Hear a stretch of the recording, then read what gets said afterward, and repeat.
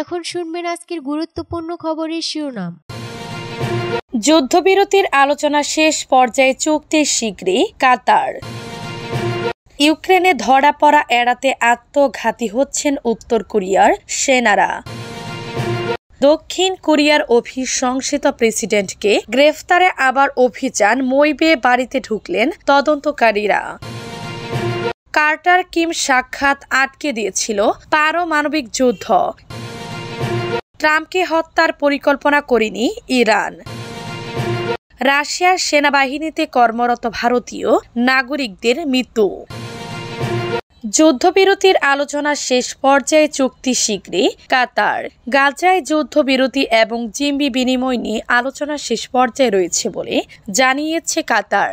কাতারের পররাষ্ট্র মন্ত্রণালয়ের মুখপাত্র মাজেদ আল আনসারি বলেছেন, আমরা আশাবাদী খুব শীঘ্রই একটি চুক্তিতে পৌঁছানো যাবে, তবে চূড়ান্ত ঘোষণা না আসা পর্যন্ত বেশি উত্তেজিত হওয়া ঠিক হবে না। গাজায় হামাসের 7 অক্টোবরের আক্রমণ এবং তার পরবর্তী পরিস্থিতি নিয়ে মার্কিন যুক্তরাষ্ট্র, মিশর এবং কাতার একযোগে যুদ্ধবিরতি নিশ্চিত করার চেষ্টা চালাচ্ছে। ইসরায়েলি প্রধানমন্ত্রী বেনিয়ামিন নেতানিয়াহু মঙ্গলবার শীর্ষ নিরাপত্তা কর্মকর্তাদের সঙ্গে এ বিষয়ে বৈঠকে বসেন।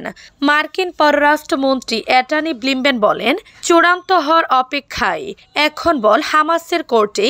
অন্যদিকে মার্কিন প্রেসিডেন্ট জো বাইডেন এবং মিশরের president Abdel Fattah al Sisi দুই পক্ষকে নমনীয় হওয়ার আহ্বান জানিয়েছেন। ইসরায়েলি গণমাধ্যম এবং আলোচনার সঙ্গে সংশ্লিষ্ট সূত্রগুলো জানিয়েছে, প্রাথমিক পর্যায়ে 33 জন ইসরায়েলি জিম্মিকে মুক্তি দেওয়া হতে পারে। এর বিনিময়ে হামাসের তরফ থেকে প্রায় 1000 ফিলিস্তিনি বন্দীকে মুক্তি দেওয়ার কথা রয়েছে।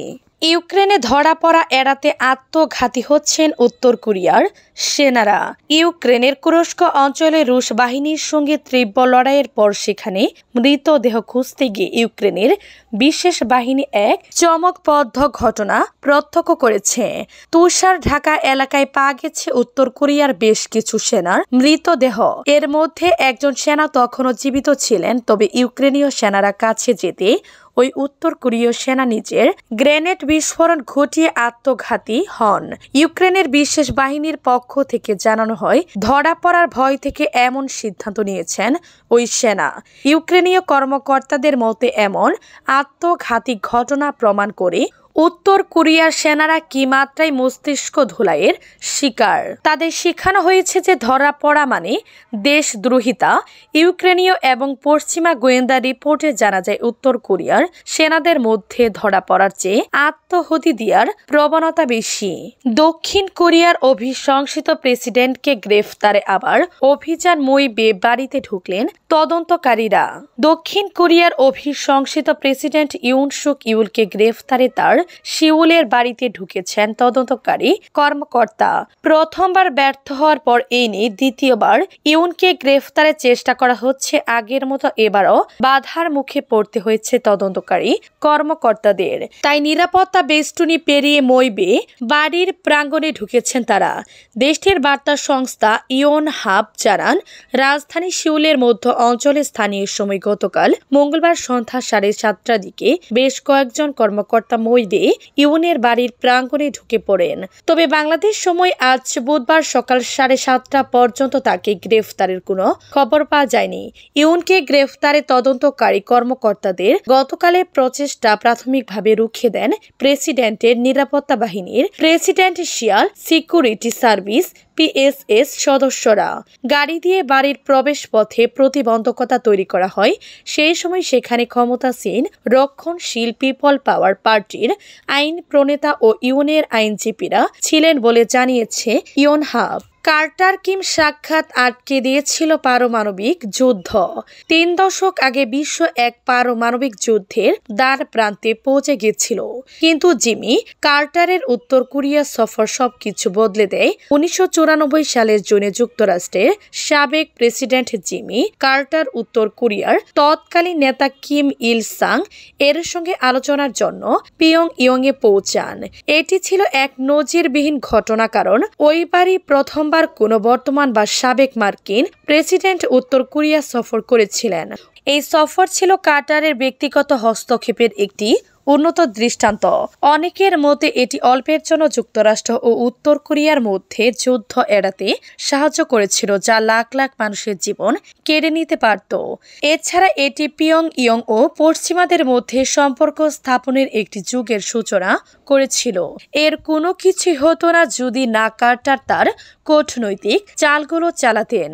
জিমি কার্টার 2024 সালের 29 ডিসেম্বর 100 বছর বয়সে মারা যান।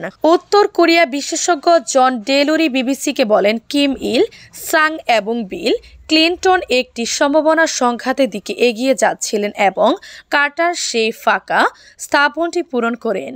সঠিক সময় এগিয়ে এসে সফলভাবে একটি আলোচনার পথ খুঁজে বের করেন তিনি।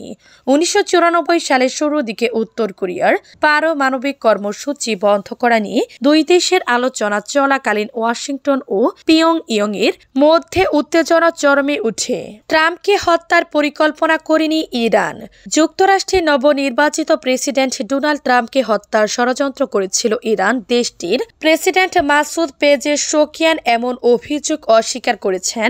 2024 সালে ট্রাম্পের উপর দুটি ব্যর্থ হত্যা চেষ্টার পর অভিযোগ উঠে হত্যা চেষ্টার পিছনে ইরান। মঙ্গলবার এনবিসি নিউজকে দেয়া এক সাক্ষাৎকারে পেজেশকিয়ান বলেন, আমরা কখনো এ ধরনের কোনো প্রচেষ্টা করিনি এবং করব না। ইরানের বিপ্লবী গার্ড বাহিনী IRGCর বিরুদ্ধে অভিযোগ ছিল তারা ট্রাম্পকে হত্যার পরিকল্পনা করেছিল, তবে এই পরিকল্পনা ব্যর্থ করে দেয় মার্কিন আইন প্রয়োগকারী সংস্থা। যদিও তদন্তে ইরানের সংশ্লিষ্টতার কোনো প্রমাণ পাওয়া যায়নি। সাক্ষাৎকারে প্রেসিডেন্ট পেজেশকিয়ান আরও জোর দিয়ে বলেন, ইরানের পারমাণবিক কর্মসূচি সম্পূর্ণ শান্তিপূর্ণ। তিনি বলেন, আমরা কোনো পারমাণবিক অস্ত্র চাই না।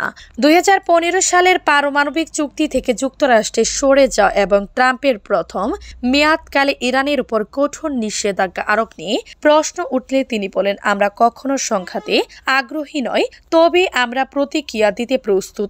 আমরা যুদ্ধকে ভয় পাই না, কিন্তু যুদ্ধও চাই না। রাশিয়ান সেনাবাহিনীকে কর্মরত ভারতীয় নাগরিকদের মৃত্যু। রাশিয়ান সেনাবাহিনীতে কর্মরত একজন ভারতীয় নাগরিক নিহত হয়েছেন। অন্যান্য একজন মস্কোর একটি হাসপাতালে আহত অবস্থায় চিকিৎসাধীন রয়েছেন। মঙ্গলবার 14 জানুয়ারি ভারতের পররাষ্ট্র মন্ত্রণালয় এ তথ্য জানিয়েছে খবর রয়টার্সের।